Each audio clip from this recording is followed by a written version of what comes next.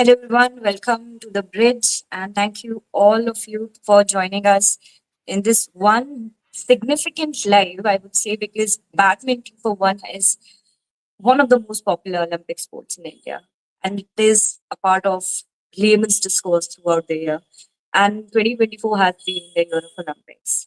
Despite that, there have been many highlights that we are going to acknowledge today. So I'll start with Abhijit here. So Abhijit, I just want to understand that what has been the highlight for you in 2024?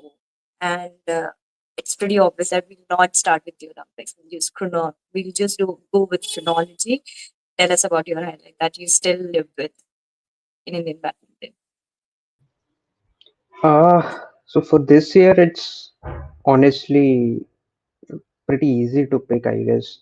I mean, I'll have to go with the Badminton Asia Team Championship win for the women's team, right?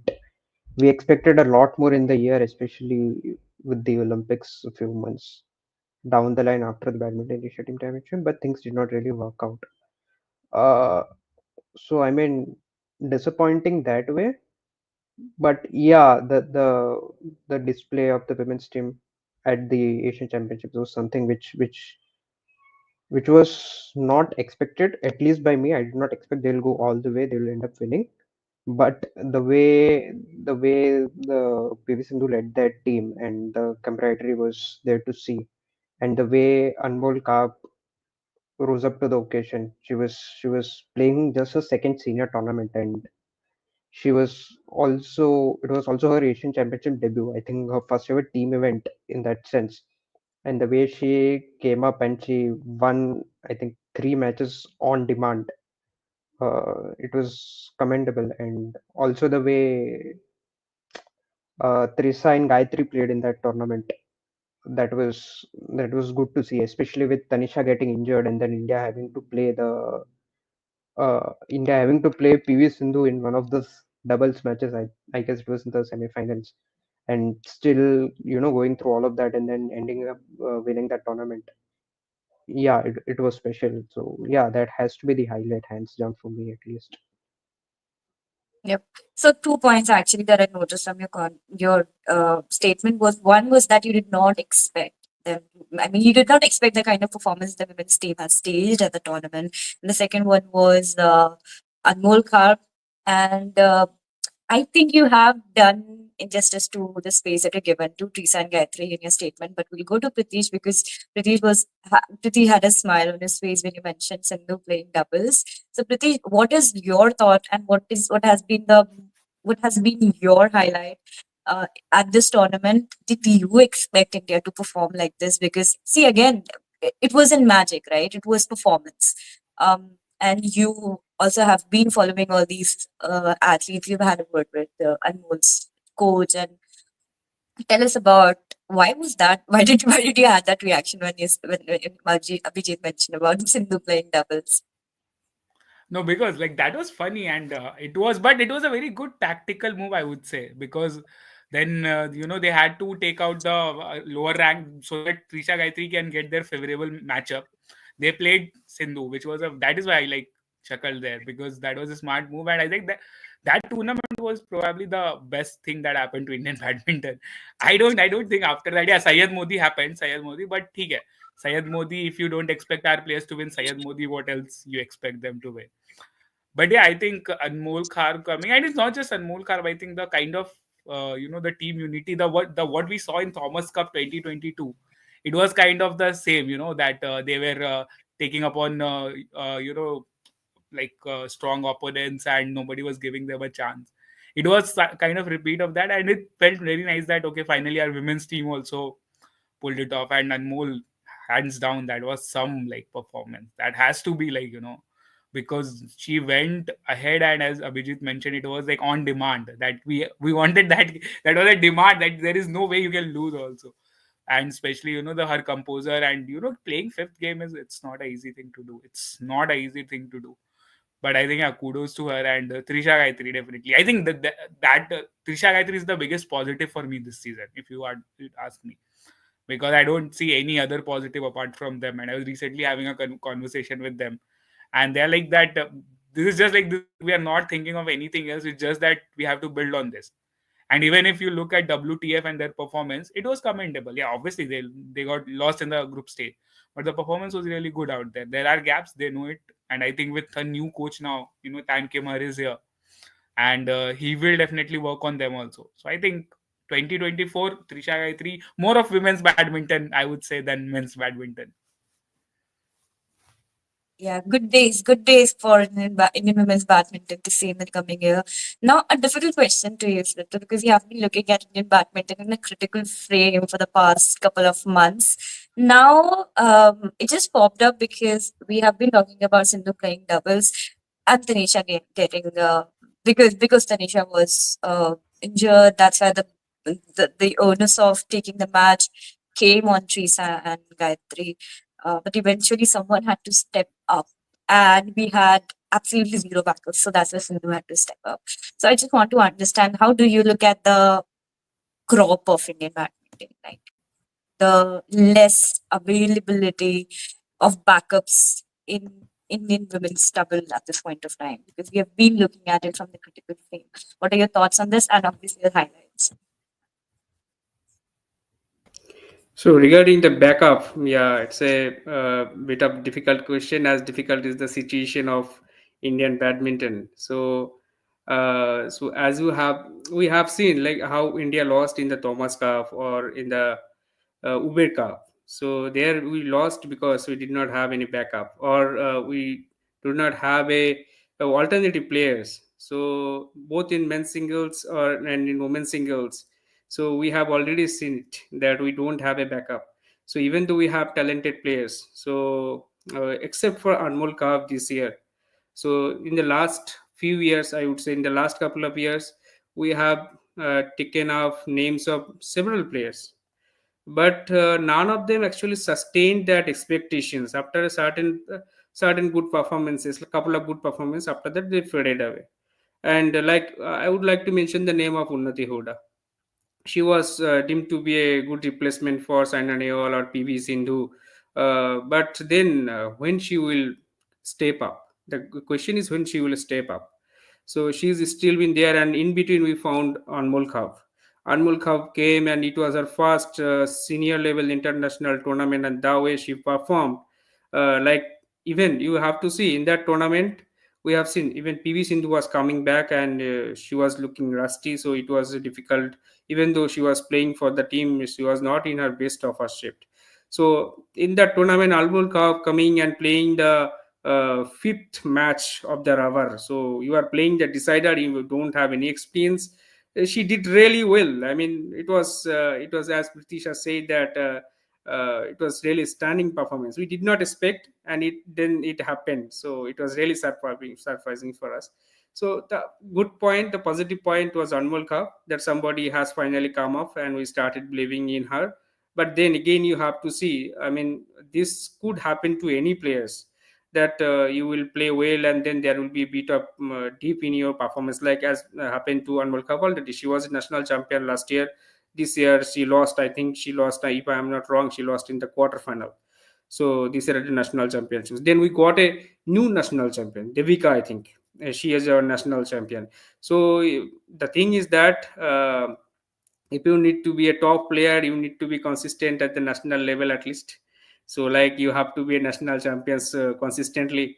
Then in the man singles as well. So we had a national champion last year in Chirag Sen. This year we got a somebody who was unseeded. So we have players. So like India always had players. India now have a pool of players because we have multiple academies. So many players are coming up. So then we I need to point to that interview of Arvind Bhatt. He said we have lot of players, lot of coaches, but we don't have a coach like Gopijat who will dedicate himself to the cause or to the players, that I will dedicate myself to the players, and that players will come up. I'll take the responsibility that some players will come up and some players will deliver for India. Now I think whether it is correct or not, that the coaches only know, but the situation, the fact is that India have players, but India don't really have backups. Like we have seen, like who else we are sticking around, uh, HS Pranay, Lakshya Sen, who else after that? So we already heard of Priyanshi Rajat. After Orleans Masters, look at his performance. It is not really promising. He has been struggling. And then if you look at the women's singles, even though we have a player in men's singles, you can point to Priyanshi Rajat, Michun Manjunath. So they delivered. Michun and Manjunath delivered couple of stunning performances. But where is the consistency? In badminton, consistency is a like you can't, even the world number one player can't say that I'm really consistent, except for you are a Victor Axelsen. For a couple of seasons also, that is also for a couple of. After that, you will also Victor Axelsen will also struggle. So in badminton, it's very difficult to achieve consistency. But playing at the top level and reaching quarterfinal, semi-final, that is called consistency. And Indian players are winning one tournament and getting knocked out in another in the first round. That is not called consistency. We have seen that is the most perhaps we have seen the end of Kidambi Srikanth. HS Pranay is struggling because of his injuries, but Lakshya Sen has a confidence issues. When he is confident, he can beat anybody. But when he is lacking in his confidence, he can't win against even a top 50 players. So that is the kind of situation India is playing. But we can't stick around these players. No, you can't stick around like Lakshya Sen, Victor, HS Pranay, Kidambi Srikanth. You need a new player, new face who will come up, and after a certain time he will replace or he will deliver for India. At the moment, we don't have anybody. We have somebody called Anmol Kav in women's singles, but we have to see how long she sustained this pressure of expectations and then how she can deliver. Because if you want to be a somebody like, or if you want to replace somebody like PV Sindhu or Saina Nehwal, you need to sustain the pressure. And she is somebody who can do that, but she also needs to be groomed rightly. So that's a critical question. Yeah. I mean, obviously, there are a lot of negative points to point out. Not negative in a sense, it's just the fact that we are acknowledging, and this happens when the team underperforms or does not at least perform till the expectations. And that also brings us to the next point of one of 1983 moments of Indian badminton, Thomas Cup. I'll start with Abhijit here. Um, what was your reaction? Because when India won Thomas Cup for the first time, right, it was like an all-round performance. We had men's doubles, we had men's singles, we had backup options for men's singles, right? Everyone just stepping up and closing it up for India at the end of the day. But we were not able to mirror the same enthusiasm, the same performance come the next time or the very next time, right?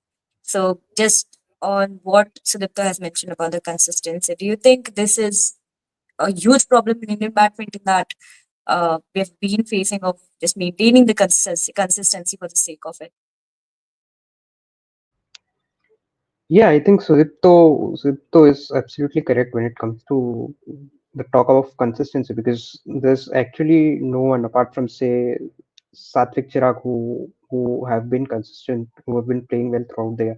Even they kind of ended up losing at a very unfortunate, I mean, probably the most important match, which could have helped them, get that Olympic medal. That being said, yes, there are issues existing, and 2022 Thomas Cup, it kind of was an outlier because we had three very strong singles players who were at the top of their game, right?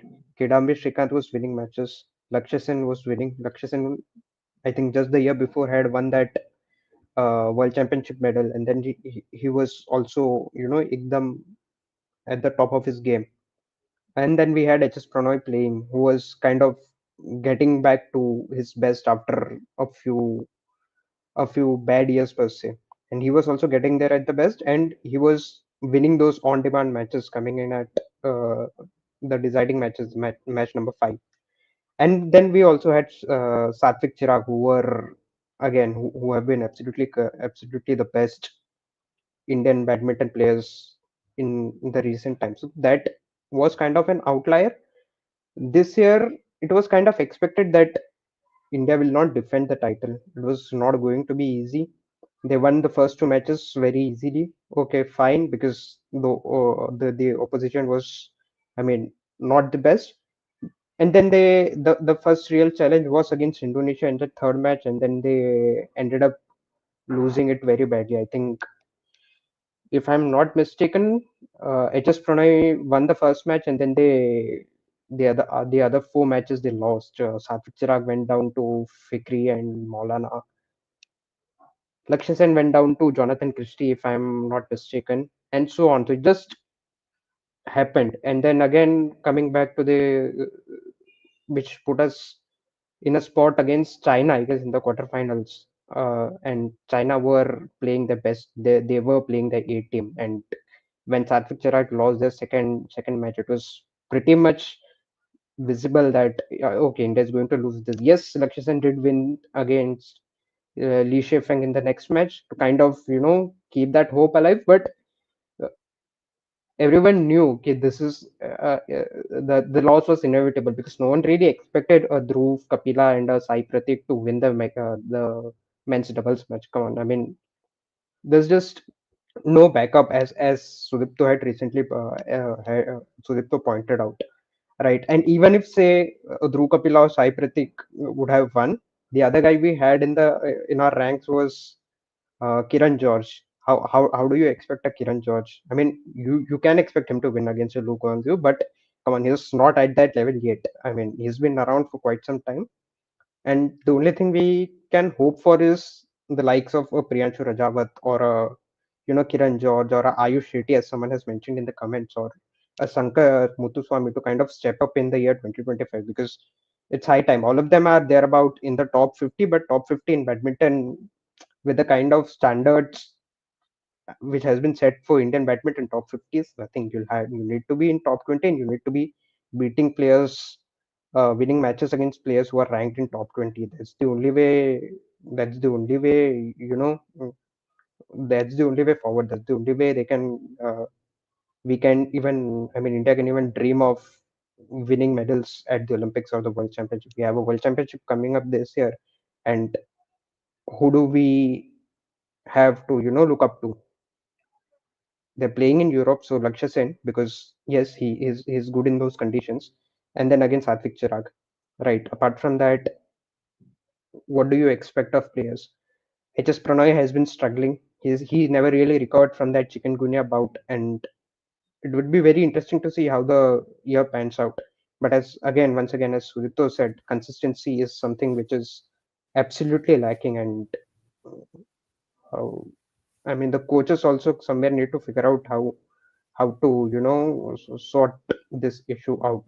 But again, at the end, as Prakash Padukone had mentioned, right after the outburst he had after Yeah. Lakshya Sen's loss, he's also right. The players need to take accountability, and we'll have to see how things pan out for them in this I think coming on year. the coaches bit of what you have mentioned, I think it was Arbind Bhatt only who said that we don't have good coaches, and he's absolutely correct because the good ones are going to other countries to train people. What is happening? Like, who is accountable for that? That is my question. That it's not like Shlok Ramchandran is there. I think Abhijit, you have interacted with him. I also have personally interacted with him. So, like, where are these guys? Are we not? What are we not doing wrong to not have them in our system? Is there like what's happening there? So even in the National Center of Excellence that's in Guwahati, there was a lot. I think there is one Malaysian coach. I'm forgetting his name, who kind of fooled BAI into believing that he won't be able to come, and he then went ahead and joined some another Asian country. I'm not remembering his name. He was announced and then he didn't come. It was, I think, Mulyo, if I'm not wrong, the Indonesian coach. So that is there are things like that happening. So where is the accountability of that? You like and then there is this thing like the we always talk about that. Okay, Indian badminton is growing, but what about the depth? Who is the second and it's not just depth in women's singles. Who is your second men's doubles? There is no one.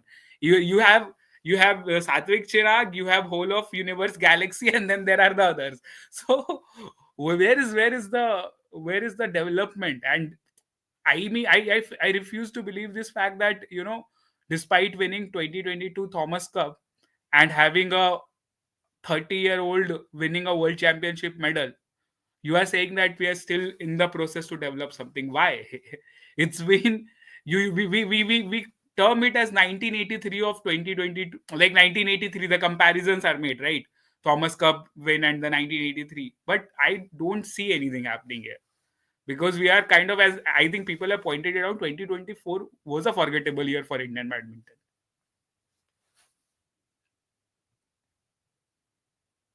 Yeah. So I was having a word with Matthias Boog after the Olympics, and there was so much uncertainty because see, he's the former coach. He's someone who took Satvik Chirag to summits. And not only that, he also influenced Teresa and Gayatri's performances. And he said that Bai is not even sure right now who their coach is going to be, and it took like half year for them to sort out. When the whole circuit was again functioning and running, we were still sorting out who are some of the best shuttlers are going to train under. That just speaks volume of the girls that the system is facing right now. And you rightly mentioned, like we've been growing. We're having a conversation of growing, but when exactly are we going to grow? Because this is literally the end of it. Because someone was talking about here Sachi touch. Because I just call this out because we are going to discuss about the Olympics the next time. The Sachi touched their peak too early and had suffered at the Olympics. Now I'm talking about the Olympics because I'll bring this to Sudipto because if I clearly remember that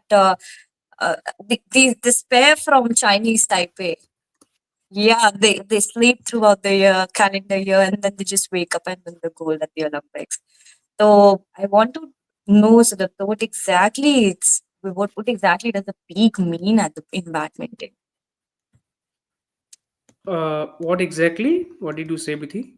A peak, because people say that because there was a comment because someone mentioned, right, the peak early, and that's why they didn't perform at the Olympics. Now there's a pair who won 2 consecutive gold medals and who does not perform throughout the year. I'm not saying that our guys shouldn't perform throughout the year, but what I'm saying is that it just redefines the idea of having peak and then performing at the Olympics XYZ.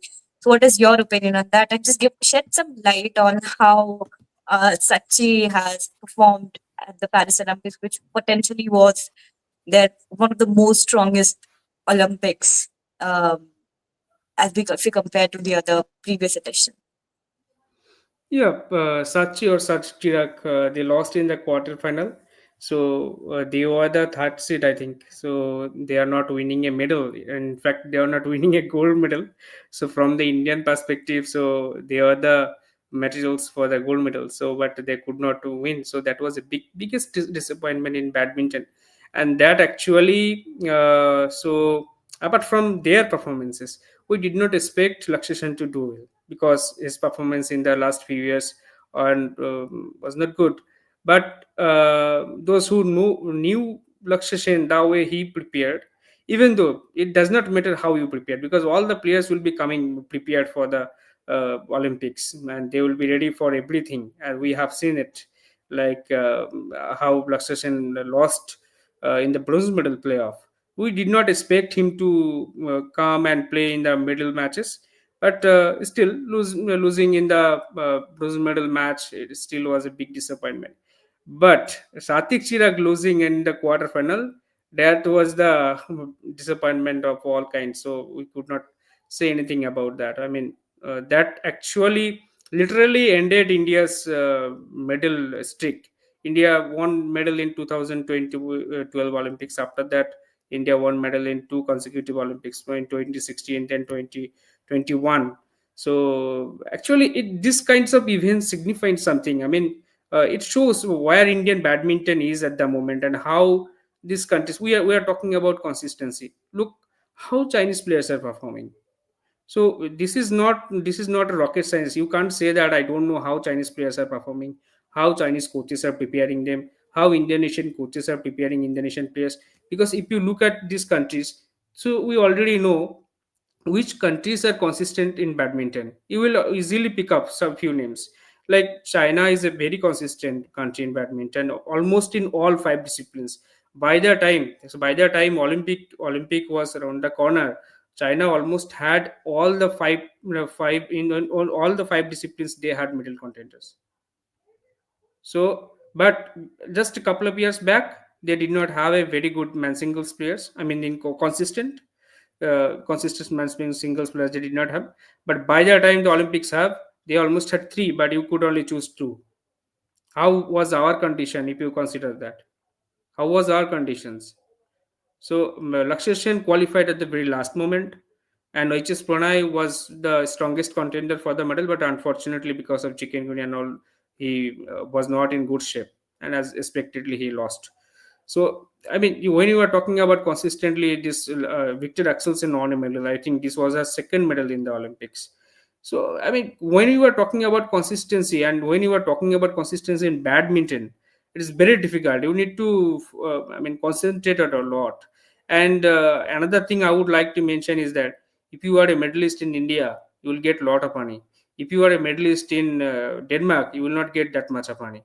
So if you are a medalist in India, you will become a millionaire, billionaire. But in Denmark, it does not happen. So they have lot of financial issues. I mean, we can say that we are a poor country, we are a this country, that country, but in countries like Denmark, in Indonesia, they have serious financial problems. I mean, the players face serious problems. Still, they are coming up. We have similar kind of issues. Still, those who are winning medals, they have a lot of money. So why these players who are winning at least one medal or winning one tournament, that means they have backup, serious backup. So tell me one player who does not have a backup and won a tournament in India. It is not possible in India. But in other countries, you will see that this player won a tournament, that player won a tournament with that, and we have not heard of his name before. So this because once I would like to this you have asked me, so I would like to recollect one moment. So I once met a Malaysian book publisher, so at a Chennai book fair. So I asked him what is the badminton culture, why badminton culture is so popular in Malaysia. So we are already familiar with few names, like in women's doubles we are familiar with Parletan, and then in men's doubles we are already familiar with the men's doubles players. Satik Chirag is always struggling or winning. They have a good uh, I mean rivalry. So I asked him what is why this culture is so strong. He gave me the detailed information. He told me that we have a culture and government facility from the district level. Do you have that culture kind of culture? We don't have that. So why are we should not argue on this, that why we are not consistent, and why other countries are so consistent, because they have a system, they have a backup. And if you are bringing foreign coaches, some of them will be very dedicated, but many of them, as Priti said, they will fooling you because they are coming here to earn money. So if the players are doing well, so they will also show dedication. But if the players are not doing well, they will just come here and earn money and go back to their country. So that would be the scenario. So we should not ask for this, that why should our players are not concentrate. Yeah. So I'll bring that point to Pritesh now because Srita basically ended with the idea of coaches um and the statement of like um basically player inspiring player inspiring himself herself. Okay. And this is something that we witnessed at Paris Olympics. Because someone like Prakash Bhattacharya can have an outburst, right? Despite having a system, he can say he eventually boils it down to something like player needs to have the will, right? Because Lakshman has been on the circuit for as long as I remember. Like he has been in my conscience, uh, because I don't even know where the name came from, and I just know who Lakshman is. And so I just want to understand this, Pratish, यहाँ पे कि how do you look at this of gulf of probably our players not having enough will to perform or having confidence to perform in the international stage despite receiving so much prize money? I don't think it's just about will. Okay, I mean, will is there, but you need skills also, right? And don't get me wrong, I'm not saying Indian players are not skillful, but let's be very honest. How do we perform if things are not going to our plan? Do we have plan A, plan B, plan C, plan D? We don't.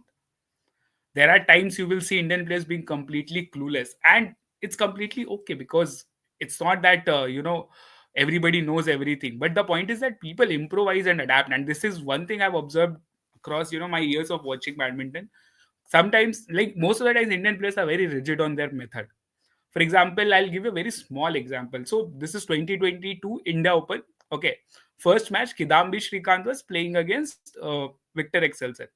And obviously, people didn't expect anything to Kidambi, but Kidambi was good. It was 12-12, and Kidambi was giving it back to he was giving it back to Excelsen completely, and Excelsen was like he was clueless for like those 5-6 points because Kidambi was playing it brilliantly on the net. He was going ahead and exploiting like spaces, and exploiting spaces against someone like Excelsen who has that monster reach. It's very tough, but his precision was insane. So what he did was he just started soaking his he took the pressure. He conceded 3 points, and then he saw what Kidambi was doing, and immediately he changed his game. He started covering more court, and instead of going for smashes, he just started moving the shuttle in different directions. And then Kidambi just conceded 7 consecutive points and lost the game. Similarly, in the final of that tournament, only Kunlawat was up against Victor, and Victor was struggling, and Kunlawat won the first game, and Victor was like completely like he had no idea. Then Kunlawat smartly he considered the second game, and I could see that like what is happening. He was playing so good 5 minutes back, and all of a sudden Victor is dominating. But then Victor won the second game. He was little tired, and then Kunlawat came in the. So I'm just talking about, see, these are just basic things you do, because everybody knows players like Kodai and Kunlawat. They are someone who will stretch the game. They are known for that. But that day he just conceded the second game. I think he took some 5-6 points because he wanted to soak the. So now he improvised. He deviated from his play, how he plays, right?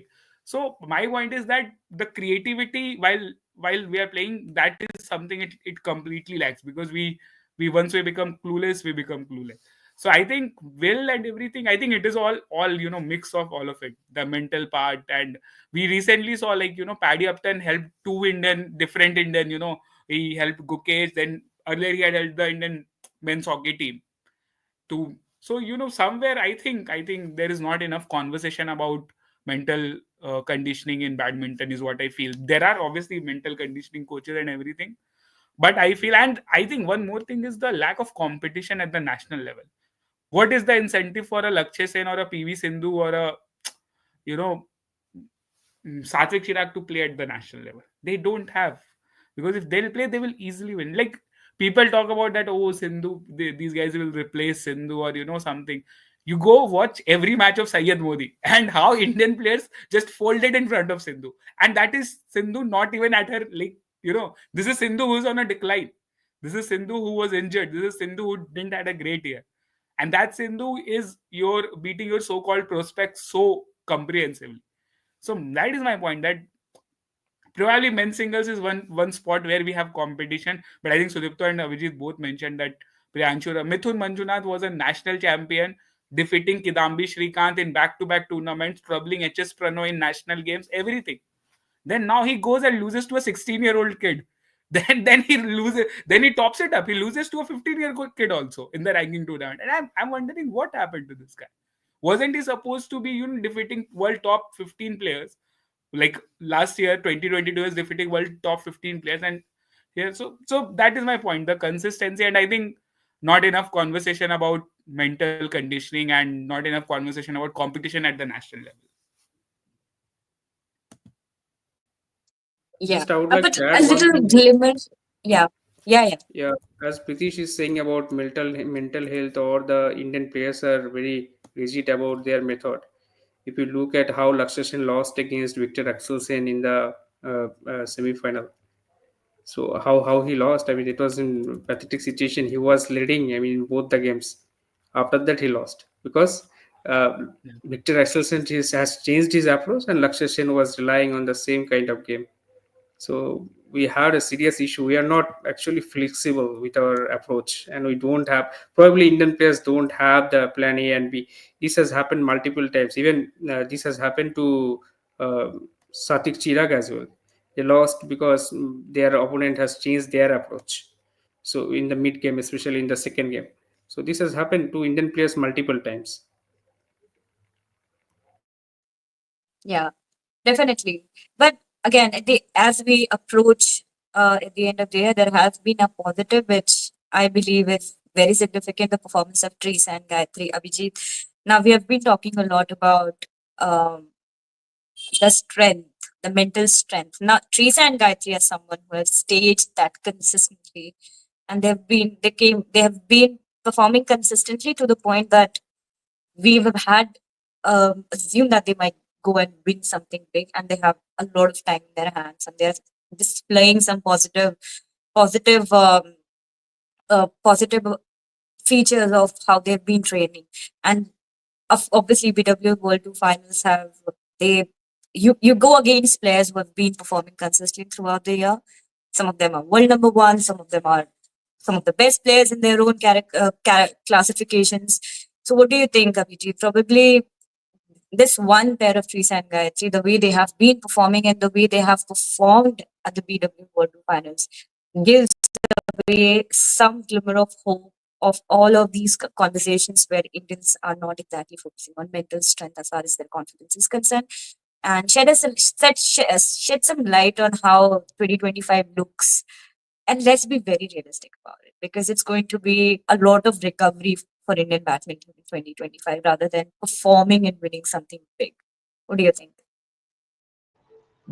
I mean, surely Trisa Gayatri have shown some great promise, and the biggest takeaway from their performance is how they came back after having missed out on qualifying for the Olympics, right? Up until say a December last year, no one really expected Ashwini Ponnappa and Tanisha Krasno to overtake these guys and qualify for the Olympics. But that happened out of nowhere. Also, I mean, I think there were some injury concerns with Teresa Gayatri. I think one of them, there were some fitness issues. But the way they kind of, grouped up after the Olympic Games and kind of trained and kind of got back to where they are. I think they will end the year at world number 11 or something, which is good, a career high for them. So I mean, a lot of work has gone behind the scenes, and it is good to see the results showing. I mean, yes, it was an Olympic year, so after the Olympics, I don't think a lot of the big guys were consistently playing. But okay, let's keep that aside. Even to to bounce back after you were kind of expected to qualify and be the top Indian player for for over the last 1 year, and to kind of lose that in say in the matter of a couple of months, right? That would have obviously been a very hard pill to swallow for them. So to bounce back from that, I think they've done a very commendable job. And the way they played at the World Tour finals, they were the only Indian representations there, and the way they played, they did not end up winning. Sure, it was going to be tough, but I think, as Pritish had mentioned earlier in the live as well, they were very good. They were extremely good. I mean, it is the level of play compared to say what we saw at the India Open last year to what in January to what we saw in at the World Tour finals. The graph has only gone up, so that's a very big positive as we end the year for Indian badminton.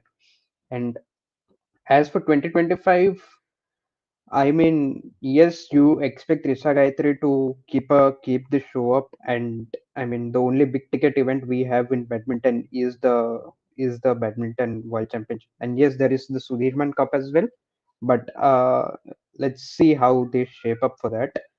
But the badminton world championship is something which I am eagerly looking forward to, and I expect Trisa Gayatri to go deep at least until the quarterfinals or semifinals and to make a mark there. Other than that, as I mentioned earlier as well, I have high hopes from Lakshya Sen, considering that this is a European World Championship. It will be held in Paris, and Lakshya thrives in Europe.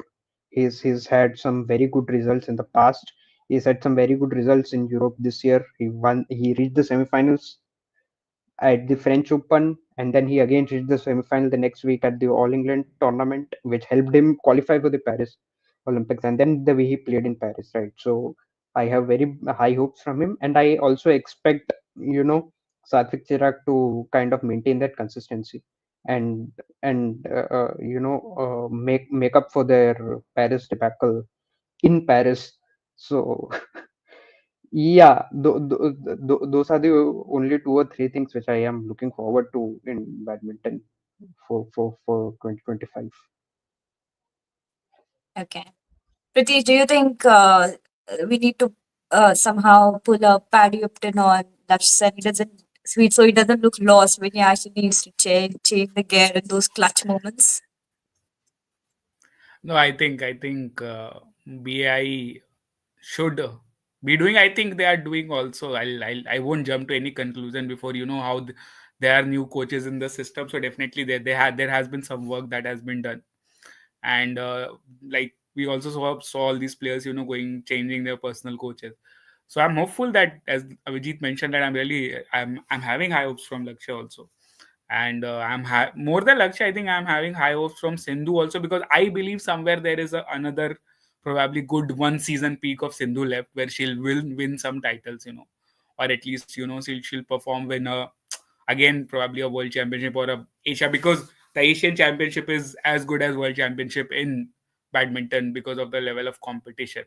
So I think I have that hope also, and I really want to see some more, at least mixed doubles. We have a good pair, because I'm like very hopeful of Adya and Satish. They have been doing recently very well, so I'm really hopeful for them.